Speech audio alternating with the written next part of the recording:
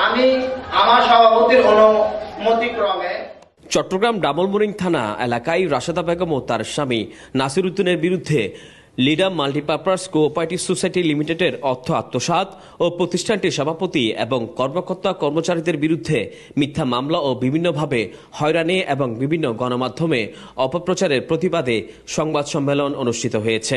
আমার সভাপতির অনুমতিক্রমে 12 ফেব্রুয়ারি বুধবার সকালে Chittagong press club S Rahman হলে অনুষ্ঠিত সংবাদ সম্মেলনে লিখিত বক্তব্য দেন ভুক্তভোগী সাইফুল ইসলাম। এই সময় তিনি জানান, Rasheda Begum ledum multipurpose cooperative society লিমিটেডের কর্মচারী হয়ে তার স্বামী নাসির উদ্দিনের মাধ্যমে বিভিন্নভাবে অর্থ আত্মসাৎ করেছে।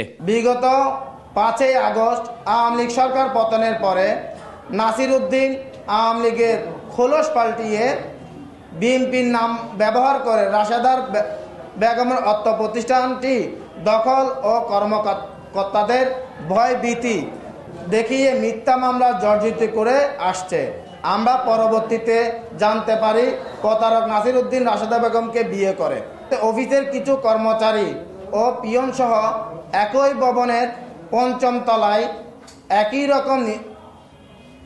রকম নিজের গঠিত সমিতি কার্যক্রম শুরু করেন।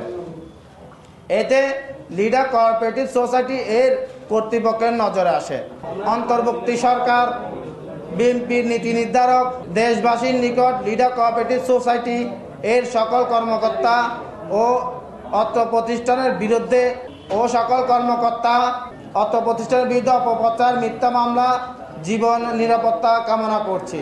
এই সময় সংবাদ সম্মেলন থেকে ভুক্তভোগীরা আরও জানান, রাশেদা বেগম ও তার স্বামী নাসির উদ্দিনের ষড়যন্ত্রের মাধ্যমে প্রতিষ্ঠানটির সভাপতি, কর্মকর্তা ও কর্মচারীদের বিরুদ্ধে মিথ্যা মামলা সহ নানাভাবে হুমকি ধামকি ও হয়রানি করছে প্রতিনিয়ত।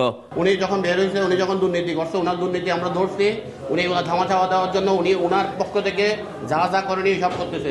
বিভিন্ন এমপ্লয়ীদেরকে আমাদের অফিস থেকে পিয়ন থেকে শুরু করে অফিস কর্মী থেকে সবাইকে উনি নিয়ে যাচ্ছে এক এক করে, বিভিন্ন চাকরি প্রলোভ দেখাচ্ছে। এমনকি আমার কাছে এই বিভিন্ন হয়রানি করতেছে, গায়ে হাত তুলবে, চিরাংশ থাকতে দিবে না। কেন উনি আমাদেরকেও এই ধরনের একটা নিচু মানের খেলায় জড়াচ্ছে? আমার মূল অভিযোগ এটাই। আমরা চাচ্ছি উনি এগুলো বন্ধ করুক। মূলত রাশেদা বেগম আমাদের নামে মিথ্যা মামলা দিয়েছে, আমরা মিথ্যা মামলার আসামি, হয়রানি হচ্ছে প্রতিনিয়ত। একই প্রতিষ্ঠানে থাকা অবস্থা উনি উপরে গিয়ে কিভাবে প্রতিষ্ঠানটা করলো? তাছাড়া উনি আমাদের নামে উল্টাপাল্টা মামলা দিয়ে উনি আমাদেরকে মানসিকভাবে টর্চার রাখলো।